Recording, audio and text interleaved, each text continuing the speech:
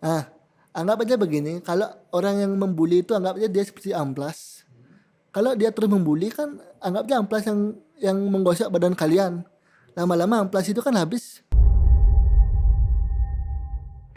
Dibully itu dari saya TK mungkin udah pernah dibully sampai saya kuliah pun juga ada dosen yang membuli saya gitu. Saya ingin menghapus stigma bahwa penyandang disabilitas itu tidak bisa ngapa-ngapain. Hello global people, welcome to G-Pod. Let's bring it on. Jumpa lagi dengan aku Dave di podcastnya TI, di mana kita bakal bahas tentang millennial IT, entrepreneurship, dan hal yang lagi ngehits di dunia IT. Kalau kita ngomongin IT nih, nggak akan ada habisnya karena daya magnet IT itu bener-bener kuat ya, apalagi di masa zaman sekarang, di luar negeri ataupun dalam negeri. Kalau orang ngedengerin jurusan informatika atau IT lah, itu pasti mereka mikir salah satu jurusan yang bisa dibilang sulit. Ya, ribet lah, soalnya banyak coding, habis itu banyak ya huruf angka yang belibetan campur-campur. Dan untuk orang awam itu normal banget, meskipun ya kadang orang yang udah profesional bisa dibilang kadang juga menemui kesusahan atau error dalam coding mereka. Pemrograman ya, saya sendiri juga pernah ketemu error, semalam baru bisa selesai errornya. Padahal IT adalah salah satu jurusan yang memiliki peluang masa depan yang sangat besar, job desk-nya tuh banyak banget. Ya, karena itu kita ngundang gestar yang bisa dibilang inspiratif karena perjuangan yang dia lalui di bidang RPL sendiri. Jadi kita langsung sambut aja. Halo Kak, gimana kabarnya Kak? Makasih udah datang ya. Om Swastiastu, Dave, Yeah. selamat siang. Ya, terima kasih sudah diberikan kesempatan diundang untuk ke podcast hari ini. Ya, kita yang terima kasih juga ya Kak. Sama-sama. Sebelum kita masuk pertanyaan, Kakak mau kenalan dulu ke viewers yang lagi nonton gitu. Halo viewers. Halo, ya. Perkenalkan, nama saya Dena. Saya alumnus SMKTI Bali Global tahun 2012. Saya seorang penyandang disabilitas. Sekarang saya bekerja di salah satu bank di Kota Denpasar. Kemudian untuk mengisi waktu weekend, saya mengajar sukarela di yayasan dan di desa pedalaman, yaitu di Desa Rendang Karangasem gitu. Wih. Iya, Kak, saya manggilnya gimana? Kak Nanda aja ya, ya nggak apa-apa. Dena aja. Oh, Dena, Kak Dena. Oke, Kak Dena tuh dulu alumni sini ya? Iya, Ya, betul. alumni tahun 2012 kalau nggak salah. 2012. Itu udah 10 tahun ya nggak salah ya? 10 tahunan ya. Itu Kak Nanda itu dulu masuk jurusan apa? Jadi, Saya dulu masuk jurusan RPL atau Rekayasa Perangkat Lunak. ya, sama berarti ya. Oh ya, sama ya. Itu Kakak Frekuensi masuk. jadi, Ya. frekuensi. Itu Kak Dena tuh masuk RPL itu gara-gara minat sendiri atau ada hal lain Jadi gitu? dulu saya waktu memilih jurusan itu saya kepingin bisa menguasai komputer karena tuntutan zaman pasti iya, akan mengacu ke dunia digital atau mungkin lebih mempermudah pekerjaan kita itu dengan menggunakan sesuatu yang berbau digital. Ya, Pekerjaan kantor, tugas kampus begitu pasti memerlukan yang namanya sarana digital begitu. Jadi menurut saya ilmunya itu bagus untuk saya perdalam begitu. Oke, iya sih. Semuanya perkembangan zaman ya. Kita harus tetap ikut flow-nya ya. Iya, Betul. semakin ya kayak sekarang peluang kerja tuh kebanyakan yang ini kan. Ya kayak tadi IT itu programmer gitu kan. Ya, Peluangnya banyak betul, banget ya. Itu Kak Nanda tuh kenapa milih masuk SMKTI Bali Global Denpasar? Alasan saya memilih SMKTI Bali Global karena saya menyadari tantangan ke depan itu memerlukan banyak banget sarana digital dan untuk mempermudahnya itu kita harus menguasai pelajaran digital tersebut. Dalam artian ya RPL itu adalah ilmu yang bagus bagi saya untuk masa depan saya. Makanya saya memilih jurusan RPL. Ya, iya sih. Kakak ini kan lulusan tadi 2012 ya? Ya, betul. 10 tahun. Jadi kakak kan diundang ke sini lagi tuh ada nggak yang beda dari sarana sama fasilitas yang dulu tuh? Impression kakak juga gimana pas lagi datang ke sini? Beda banget. I feel much better today. Itu saya merasakan atmosfer yang berbeda dan sangat positif dengan perkembangannya podcast ini. Artinya benar-benar mengikuti zaman dan tidak ketinggalan zaman. Karena teknologi itu kita tidak bisa menolak. Ya, Kita harus mengikuti teknologi tersebut. Kalau kita menolak atau resistensi terhadap teknologi, maka kita akan kalah saing begitu. Ya, betul. Ini udah 10 tahun. Itu gini Kak, boleh dong cerita pengalaman Kakak dulu di sekolah sini itu? Pengalaman saya sekolah di sini itu ya kayak nano-nano ya, campur aduk, betul. Ada yang positif, ada yang negatif, tapi ya overall saya anggap itu sebagai pelajaran hidup yang saya harus lalui, baik itu senang maupun duka. Saya lalui dengan baik gitu, karena namanya hidup itu ya harus dilalui, bukan dipikirkan gitu. Bener banget. Ya, jadi ya mau saya dibully, mau saya dikucilkan, saya tetap jadi apa adanya saja. Harus gitu, mandiri lah ya. Gitu. Itu Kak Nanda tuh Kak Dena nih ya. Kak Nanda, Kak Dena. Ya, Kak Dena itu kok bisa dari RPL bekerjanya di bidang perbankan. Iya, Nah, pada tahun 2016 saya mengikuti lomba di Kementerian Kominfo. Nah, kebetulan lomba tersebut adalah lomba Jambore IT untuk penyandang disabilitas. Jadi penyandang disabilitas di seluruh Indonesia itu berkesempatan setelah disaring itu mengikuti lomba di Kementerian Kominfo. Nah, ada berbagai macam kategori perlombaan tersebut. Saya mengikuti lomba desain blog waktu saat itu ya. Jadi itu mengenai desain blog yang cepet-cepetan. Jadi ya di dalam satu ruangan itu apa yang kita buat tuh bisa dibaca oleh audiensnya. Begitu. Jadi ya saya membuat tema mengenai pariwisata DKI Jakarta. Kebetulan saya dapat undiannya itu.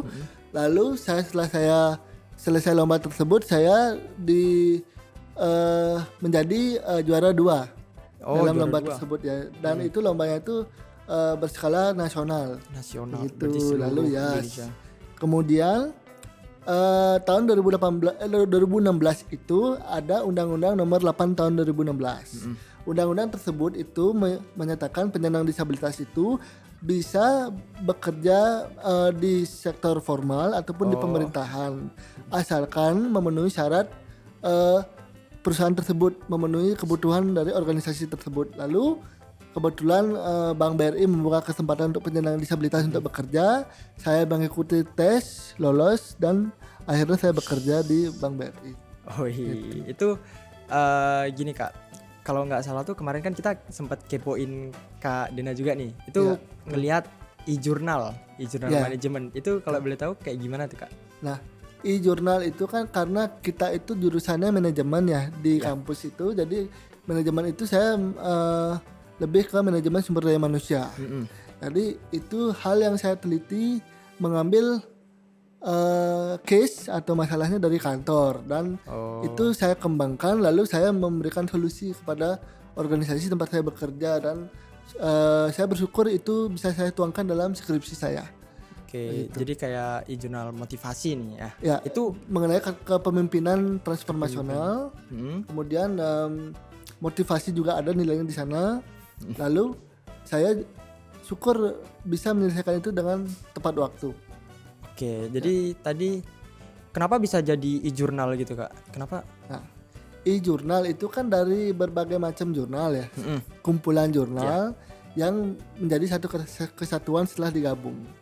Itu e-jurnal itu kan saya cari dari beberapa sumber gitu yang saya peroleh dari perpustakaan kampus, dari jurnal-jurnal sebelumnya, artikel-artikel yang linear dengan judul yang saya buat begitu. Nah, jadilah e-jurnal dengan judul tersebut kemudian dibuat menjadi skripsi dan selesai. Oke, jadi kalau tentang tadi kinerja transformasional ya? Kepemimpinan transformasional ya. Itu bahas tentang apa itu? Kayak ilmu kepemimpinan atau gimana Kak? Itu adalah mengenai bagaimana kita sebagai pemimpin harus melakukan transformasional kepada organisasi yang kita buat. Gitu. Itu transformasional itu dalam berbagai lini, bukan hanya SDM tapi dari segi mungkin fasilitas gedung atau mungkin kesejahteraan pekerja atau nanti beban kerjanya pekerja itu dibagi rata agar tidak ada namanya kecemburuan sosial dalam bekerja tersebut. Iya sih. Gitu. Biar adil gitu ya. Ya. Jadi itu kembali sebagai kita sosok pemimpin nanti bayangkan kita sebagai pemimpin apa yang kita lakukan pada organisasi yang berskala besar begitu. Apa saja itu kan ada di jurnal-jurnal yang saya kumpulkan. Gitu. Iya, jadi kayak semua kayak informasi jadi satu gitu. Betul, bisa dikatakan begitu. Ya. Kemarin baca nih dapatnya di website gitu. Itu cara kalau ada viewer yang mau ngecek atau baca gitu, itu cara ngaksesnya gimana Kak? Nah itu ada namanya e-jurnal kampus saya. Itu kan kalau dari e-jurnal itu bisa diakses oleh semua orang. Nah itu kan ada kontak-kontaknya tuh siapa yang membuat itu nanti kan ada email saya, ada kontak WA saya gitu. Biasanya sih ada beberapa mahasiswa yang meminta referensi dari jurnal saya tersebut. Ada beberapa mahasiswa yang S2 dan S1 meminta saya itu lewat email gitu. Nanti saya jelaskan ke mereka apa sih ini variabelnya, maknanya itu, terus habis itu ini variabelnya cocok lah apabila disandingkan dengan variabel ini kalau dipakai di tesis saya atau di skripsi saya gitu. Itu sih kalau dari mahasiswa lain sih begitu. Jadi kayak ngambil motivasi sama inspirasi lah kayak gitulah. Bukan motivasi sama inspirasi tapi dari gini loh, dari data. Dari kita kan datanya. kalau jurnal itu kan by data ya, by data dari jurnal-jurnal sebelumnya karena kalau kita sudah jadi mahasiswa itu tidak boleh dari Google atau Blogspot ngambil knowledge itu tidak boleh dari sana, itu tidak valid namanya. Pasti disuruh ngulang lagi gitu. Pasti harus berdasarkan jurnal. Kalau misalnya jurnal itu bisa di Google Scholar. Google Scholar itu kredibel itu ininya tuh akses atau caranya kita mendapat jurnal. Soalnya kan kalau kita lihat langsung gitu, itu kan kadang ada copyrightnya gitu ya. Yes, betul, copyrightnya betul. Makanya kalau ada cantuman data atau source-nya tertentu itu harus kita cantumkan dari mana kita dapat gitu. Usahakan jangan dari Blogspot atau dari situs yang WordPress itu tidak bisa dipertanggungjawabkan. Soalnya nanti kan bisa dibilang plagiat ya. Ya betul. Itu kalau Kak Dena nih, itu kan kerjanya di Bank BRI nih. Itu posisi Kak Dena tuh apa? Saya di Bank BRI Regional Office dan Pasar itu sebagai pelaksana bagian social entrepreneurship dan inkubasi. Gitu. Saya satu dari 3 pekerja disabilitas Bank BRI. Begitu. Itu kalau di bagian inkubasi tadi ya? Itu job desk-nya tuh bisa dapat kayak gimana tuh? Kalau di bagian saya itu job desk-nya adalah membina, membentuk dan memberdayakan UMKM.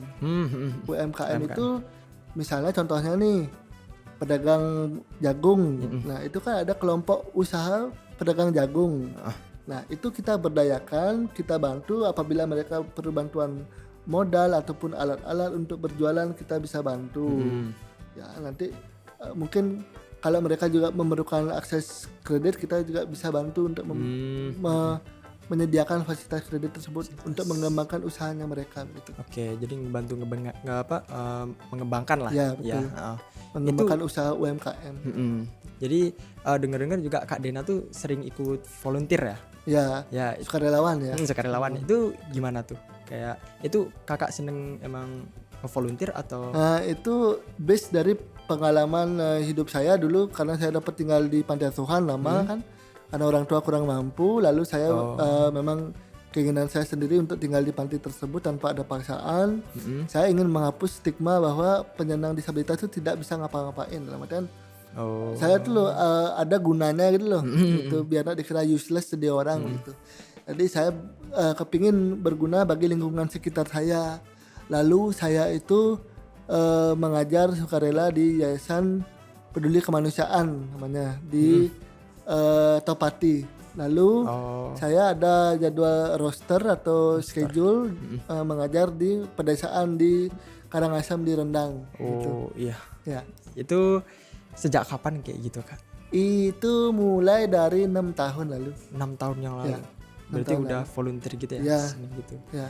Itu Saya memang suka volunteer, baik itu donor darah, saya rutin 2 bulan sekali.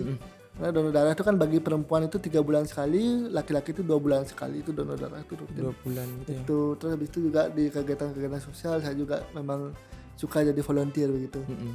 Ya. Jadi wah, Bang keren ya. Dari RPL bisa masuk bank itu kalau di sana tuh kayak let's say contoh kerjanya itu kayak gimana? Nah, bekerjanya itu sama seperti organisasi yang lain, tapi ini kan karena ada Undang-Undang Nomor 8 Tahun 2016 itu implementasinya itu pekerja dengan disabilitas itu baru terlihat itu dari tahun 2016. Sebelum itu belum ada karena kita tidak memiliki payung hukum mengenai penyandang disabilitas itu bekerjanya itu bisa apa tidak di sektor formal sebelum tahun 2016 begitu. Jadi Lalu bekerja itu sama seperti jam kerja normal. Saya bekerjanya dari jam 8 sampai jam 5-an lah, dari hari Senin sampai Jumat gitu. Itu gini Kak, RPL kan bisa dibilang ya tadi jurusan yang susah ya. Jurusan yang bisa dibilang rumit. Itu peluang kerjanya itu gimana Kak menurut Kakak sendiri nih? Nah begini, setiap ada niat itu pasti ada namanya peluang ya. Where there is a will there is a way gitu. Kalau kita udah ada niat, tidak ada yang namanya keterbatasan gitu.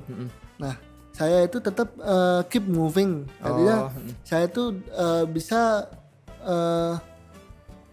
kalau dikatakan berbangga, bisa saya berbangga karena saya semua proses itu saya lalui dengan konsistensi. Ya, artinya kalau kalian di usia kalian belajar ya belajar, tetap konsisten begitu. Jangan biarkan konsentrasi itu terpecah dari faktor A, B, C, D gitu. Tapi dengan seiring zamannya waktu, kalian juga harus develop skill kalian gitu, skillnya itu. Nah, kalian itu kan harus tetap bersaing dengan orang-orang yang lain lah. Jadi kan harus ada nilai plusnya itu di sana. Nah, dari sanalah organisasi mungkin melihatnya saya ada potensi yang baik, lalu saya diberikan kesempatan untuk bekerja di Bank BRI. Gitu. Dengan tetap diseleksi juga. Gitu. Ya. Jadi benar-benar butuh niat sama kerja keras ya, Iya, sama usaha ya. Betul. Jadi nggak cuma pingin aja gitu. Betul. Itu ya, itu Kakak ada nggak kayak pesan buat viewers yang lagi nonton gitu, ada gitu, yang pengen disampaikan gitu? Nah, kalau buat saya ke teman-teman itu jangan pernah menyerah. Kalau kalian menyerah itu kalian bisa dikatakan lemah, karena kalau menyerah itu kalian tuh tidak berpikir untuk gimana caranya berkembang, untuk how to solve the problem gitu. Jadi berusahalah semaksimal mungkin, tetap kita berdoa, tetap kita berbakti sama orang tua itu tetap, karena tanpa adanya doa dari orang tua kita tidak akan jadi apa-apa gitu. Iya. Ya. Itu katanya tadi Kakak itu pernah sempat dibully gitu ya? Oh ya. Ya. Itu dibulinya gimana? Nah, dibully itu dari saya TK mungkin ada pernah dibully, sampai saya kuliah pun juga ada dosen yang membuli saya gitu. Betul itu a real story. Dan mungkin dulu waktu pas zaman saya SD sampai SMP itu kalau orang Bali bilang tuh belengih, saya cengeng. Belengih itu cengeng artinya.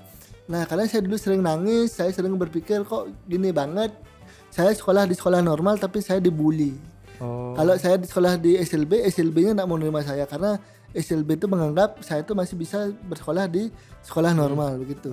Jadi kan kayak dilema gitu. Tapi saya mau enggak mau saya tetap harus sekolah dong. Gitu. Kalau enggak gitu kan saya kan enggak ada bakal pendidikan. Iya, benar. Begitu. Terus saya lalui, walaupun itu mungkin dengan apa ya? Dengan struggle atau kesulitan yang tersendiri gitu. Nah, tapi saya tetap optimis gitu, walaupun saya mungkin dibulinya waktu pas zaman saya SMK tuh kadang saya disembunyiin sepatunya gitu ya, sampai jam sekolah baru dikembaliin gitu. Itu tapi nggak matain semangat Kakak ya buat kayak bagi saya itu yang dibully itu ada kok sisi positifnya. Karena apa? Karena untuk membangun mental. Iya, mental. To build your mental is untuk membuat mental kalian tuh kuat. Ya. To make your mental strong. Gitu. Tapi kebanyakan orang ini dari dulu istilahnya orang ngebully itu kan orang iri ya, dia Well, kesuksesan gitu. kalau bagi Itu saya tuh mungkin statement kakak mungkin gimana? orang yang membuli itu pengen dia tuh eksis, Eksis. kepingin dia tuh menganggap dirinya tuh bahwa dia yang paling hebat atau mungkin yang paling bisa lah. Mm-mm. Tapi bully itu ada dua, ada yang verbal, ada yang Fisikal. fisik gitu. Nah, bully yang verbal itu mungkin dari kata-kata itu bakal membuat orang itu sakit hati atau sedih gitu loh. Apalagi dengan teman-teman disabilitas itu, mereka tuh lebih sensitif dia Iya. terhadap apa omongan atau mungkin tingkah laku lingkungan sekitar itu, mereka tuh akan lebih sensitif. Kenapa? Karena teman-teman disabilitas itu mungkin penerimaan keluarganya mereka pun sulit dengan memiliki anak-anak dengan berkebutuhan khusus itu gitu. Jadi orang tuanya pun merasa kurang ikhlas menerima penyandang disabilitas gitu. Tapi syukurnya orang tua saya sih Estungkara bersyukur mempunyai anak seperti saya gitu. Karena tidak mudah memang memiliki anak dengan kondisi begini gitu. Apalagi saya itu baru bisa merangkak itu baru umur 5 tahun loh. Oh. 5 tahun baru bisa merangkak, dan TK itu saya masih digendong saya. Habis itu saya ingat ibu saya tuh sering nangis karena sering diomong-omongin sama ibunya teman saya tuh, bilang ih kok udah gede masih disangkol gitu atau digendong gitu. Ya mungkin ya memang keadaan mungkin lah memang begitu kan. Saya kan tidak meminta untuk lahir seperti begini kan ya, karma saya begini ya saya harus menjalani kehidupan seperti begini. Tapi saya tidak pernah menyesal kok, either itu saya pernah tinggal di panti asuhan lama ataupun dengan kondisi lahir dengan disabilitas begini gitu. Karena saya harus tetap bersyukur dengan adanya dikasih hidup tuh ya, jadi manusia kan paling sempurna derajat hidupnya gitu. Kan karena kan sekarang tergantung kita memperbaiki karma kita tuh seperti gimana, berbuat baik lah gitu loh, sayang sama orang tua, sayang sama keluarga gitu. Itu aja. Orang saya pun hidup tuh tidak bisa membahagiakan semua orang gitu. Pasti ada aja juga orang yang mungkin yang tidak suka. Ada yang suka gitu loh. Yang suka ya bersyukur, yang tidak suka juga saya bersyukur karena dari sana juga saya bisa belajar untuk menjadi orang yang kuat begitu. Gitu. Karena kuat itu bukan hanya dari segi fisik tapi juga dari segi mental. Gitu ya. Itu tadi kan ngomongin kuat nih. Itu kan ya banyak anak-anak yang dibully nih, korban bully itu kalau kakak sendiri tuh cara biar tetap positif sama kuat itu gimana? Anggap aja begini, kalau orang yang membuli itu anggap aja dia seperti amplas. Kalau dia terus membuli kan anggap aja amplas yang menggosok badan kalian. Lama-lama amplas itu kan habis. Kalau udah amplas itu habis, berguna enggak itu amplas itu lagi? Nggak berguna kan? Ya udah, anggap aja seperti begitu. Ya. Karena yang kalau kita berpikir kita itu hidup untuk mendengarkan omongan orang itu salah. Tapi berusahalah kita tuh untuk memface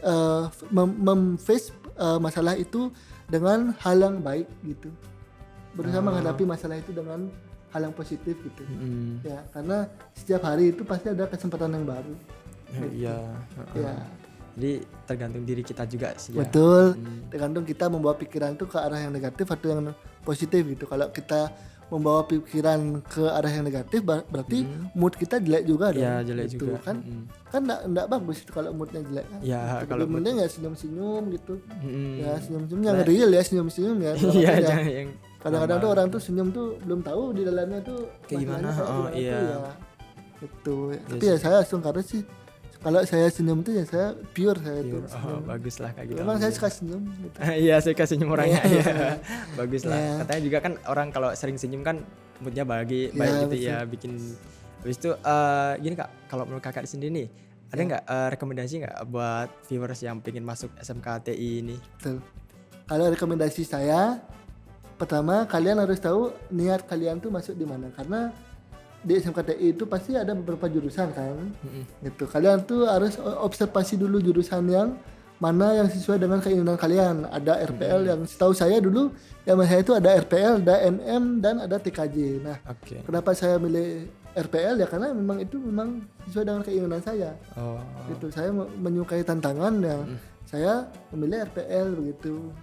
Dan tetap juga harus belajar, harus praktek. Iya. Ya, kan ilmu itu kan harus dipraktekin, apalagi SMK. motonya dari dulu sama, SMK bisa. Semoga bisa. Itu kan dari dulu sama SMK itu bisa. Ya banyak prakteknya ya. Ya. Betul. Well, Globality People, itu aja bincang-bincang kita kali ini. Makasih banyak Kak. Ya. udah Sama-sama. mau, iya makasih banyak udah mau datang nyempetin ya, sama-sama. sudah cerita juga. Global People, jangan lupa buat subscribe YouTube kita, jangan lupa buat share video-video kita, jangan lupa nyalakin loncengnya yang di sebelah subscribe button kok. Jadi tinggal pencet subscribe buttonnya, nanti di sebelahnya ada tombol lonceng. Jangan lupa buat follow Instagram kita di @globalitypodcast, dan see you on the next episode. G-Pod, let's bring it on.